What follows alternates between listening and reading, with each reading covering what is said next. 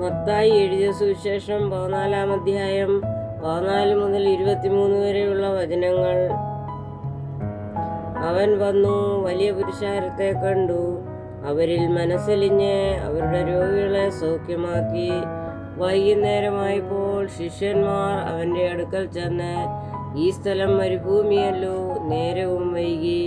പുരുഷാരം ഗ്രാമങ്ങളിൽ പോയി ഭക്ഷണ സാധനങ്ങൾ കൊള്ളേണ്ടതിന് അവരെ പറഞ്ഞയക്കണമെന്ന് പറഞ്ഞു.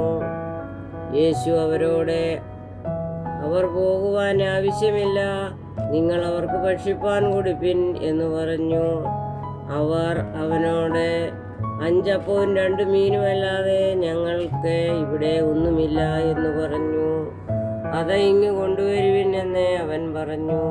പിന്നെ പുരുഷാരം പുല്ലിന്മേൽ ഇരിപ്പാൻ കൽപ്പിച്ചു. ആ 5 അപ്പവും 2 മീനും എടുത്ത് സ്വർഗത്തേക്ക് നോക്കി വാഴ്ത്തി അപ്പം നുറുക്കി ശിഷ്യന്മാരുടെ പക്കലും ശിഷ്യന്മാർ പുരുഷാരത്തിനും കൊടുത്തു.